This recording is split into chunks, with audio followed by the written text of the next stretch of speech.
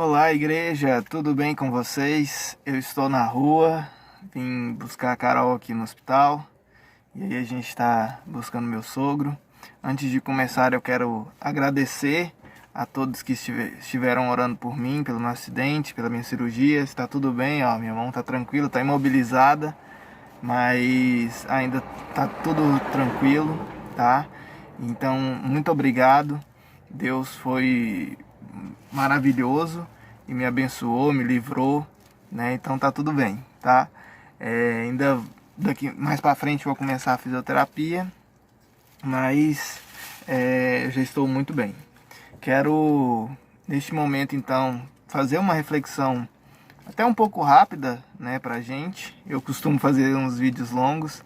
Eu acredito que por mais que seja difícil subir esses vídeos pro YouTube, ou até entregar para o nosso irmão Samuel, que é o responsável por fazer isso, eu acho que a gente já não está se vendo, e eu acho que uma reflexão pequena né, não alimenta o suficiente. Mas é por isso que eu faço vídeos longos. Só que agora eu vou fazer um vídeo menor também, né, até porque eu estou corrido, né, resolvendo algumas coisas. Então, vamos continuar com essa reflexão. Vou tentar fazer ela bem curtinha, né? E algo que eu estava refletindo essa semana. Eu estava refletindo, uma moto tá passando agora, som da rua, né?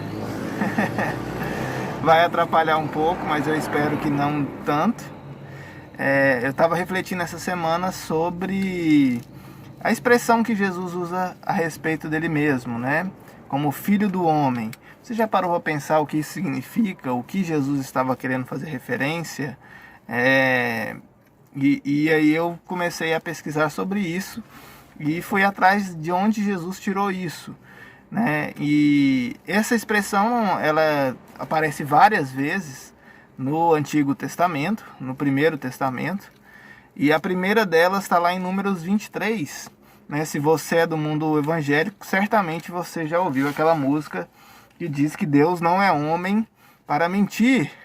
E lá, em Números 23, diz que, de onde tirou essa música, né? É justamente isso, que Deus, a expressão lá no hebraico é Ben Adam, que é filho de Adão, né? E Adão, no hebraico, como talvez muitos irmãos saibam, uma palavra no hebraico pode significar muitas coisas, né? Adão, Hadam, no hebraico, significa humanidade, significa homem, mas homem no sentido, não no sentido masculino, mas no sentido de humanidade. Significa cor de barro, né? Então, tem vários significados, mas o principal é essa de humanidade, né? Então, o que o autor lá da Torá quis dizer em que Deus não é Ben Adam para mentir, não é filho de homem para mentir, é que Deus não é como o homem que mente, não, Deus não é gerado por ventre para mentir, né? Que dá essa ideia de humanidade. E Jesus, ele usa esse termo não diferente dessa passagem de Números, né? Jesus, eu acredito que ele usa a imagem a referência de Daniel. Daniel 7, ele tem uma visão de que um homem, alguém semelhante a homem, um Ben Adam, alguém que parece homem, que é igual a homem, né, está diante do ancião de dias, e o ancião de dias então lhe confere poder, lhe confere glória, lhe confere majestade e autoridade para julgar todos os reinos, toda a humanidade, né? Então eu acho que Jesus, ao se falar filho do homem, né, ele cita Daniel 7, né? E além disso, complementando aqui até uma ideia também que eu peguei do C.S. Lewis, né, o criador do Crônicas de Nárnia e muitos outros livros maravilhosos que eu aconselho os irmãos a lerem, né, é que a ideia de que Jesus ele ele faz esse filho do homem no sentido de Salmos 115. Salmo 115 diz que os céus são os céus do Senhor e a terra ele deu aos filhos dos homens ou aos filhos de Adão. Depende da sua tradição, que é a mesma expressão, Ben Adam, né? Então, C.S. Lewis vai falar na sua obra que precisava ser um homem a resolver a dívida que a humanidade tem para com Deus, né? Porque a terra foi dada aos filhos dos homens, né? Então, só que pegando a leitura que eu faço de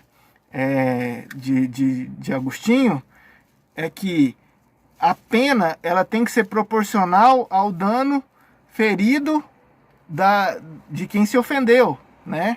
Só que a gente ofendeu um Deus eterno. Como, então, pagar essa pena, né, a um Deus eterno se nós somos seres finitos? Né? É impossível. Somente um ser eterno pode pagar por uma ofensa eterna, né? E aí Jesus, ao se falar filho do homem, ele resolve os dois problemas. O problema de ser resolvido por um semelhante homem e por um ser divino que pode pagar eternamente, né? E o que o sacrifício de Jesus fez é muito mais complexo do que a gente imagina, porque quando Jesus assume a humanidade e o castigo da humanidade, ele mudou a relação a relação dele para com os outros membros da Trindade. De agora em diante, Jesus é eternamente Deus e eternamente homem, né? De um ser que era apenas totalmente divino, tem um ser ali na Trindade que também é homem. E o que isso muda para a gente? Isso muda muita coisa, pelo menos a visão que a gente tem de Deus e de Jesus, né? Muitas pessoas têm uma dificuldade de se pegar uma imagem de Jesus por não compreender como funciona esse equilíbrio da divindade e da humanidade. Jesus, ele é o Deus sofredor, é o Deus que morre, mas ele também é divino, né? Ele é o homem que morre, mas ele é o ser divino, que é eterno, que não pode morrer. Como isso funciona? Funciona de uma maneira que a gente fala simples, mas não é simples, né? Porque Jesus, ele tem um equilíbrio entre esses dois negócios. Ele não é um Deus que quando ele está com fome, ele faz aparecer um pão na frente dele. Quando ele está cansado, ele aperta os dedos, ele estrala os dedos e aparece uma cama.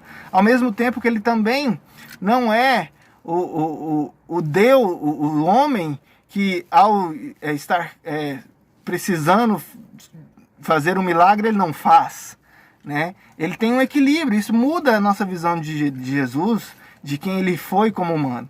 E outra lição que isso me faz pensar, que é como minha interpretação da natureza humana e divina de Jesus, na minha interpretação da Bíblia, é que Jesus, ele está mostrando para a gente como era que Deus queria que a humanidade fosse. Se você ler Romanos, logo no primeiro capítulo, você vai ver uma distinção, e eu acho que é a razão do livro de Romanos. O Paulo ainda não tinha ido à igreja de Roma.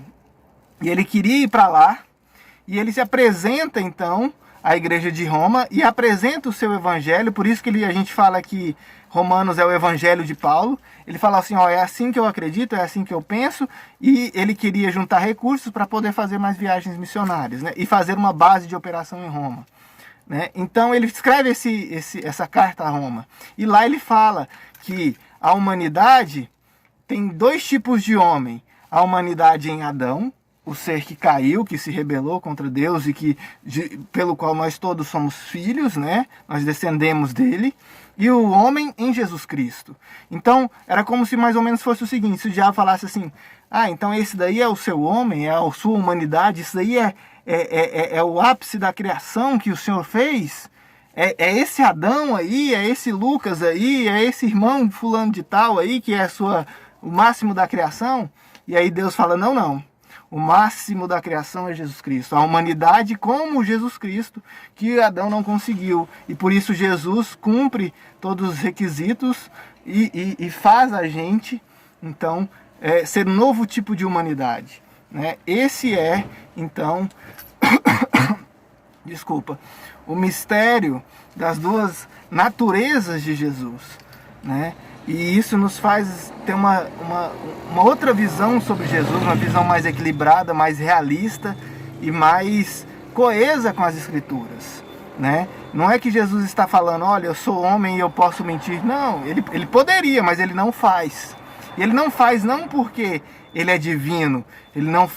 Isso que é aquilo que eu estava falando da minha interpretação de Jesus. Jesus, ele está mostrando para a gente como é ser homem de acordo com o que Deus queria que fôssemos e que vai nos fazer ser, né? Essa é a humanidade. Ele fala assim, e eu olho para Jesus, eu vejo assim, olha, se está difícil para mim, Jesus conseguiu e ele é meu exemplo para conseguir. É claro que Jesus, ele é revestido de autoridade, de poder e de glória, como lá em Daniel 7. Mas a gente também pode fazer isso, se revestir de autoridade, de glória e do poder do Espírito Santo para fazer isso, mas como homens. A gente, quando se converte, não deixa de ser homens ou mulheres, de ser humanidade. A gente agora se torna seres que têm esse privilégio de ser revestido pelo poder do Espírito e assim cumprirmos nossa caminhada, nossa peregrinação espiritual em rumo à santidade. Amém? Então, que Deus nos abençoe. Espero que vocês tenham gostado dessa mensagem. Desculpa estar desse jeito, né? Mas foi o momento que eu consegui tirar para fazer isso. E essa foi a minha terceira tentativa de fazer uma mensagem. Eu tô com uma ideia sobre a missão da igreja, mas isso fica mais para frente. Então, que Deus nos abençoe e que você tenha uma ótima semana. Fique com Deus. Tchau, tchau.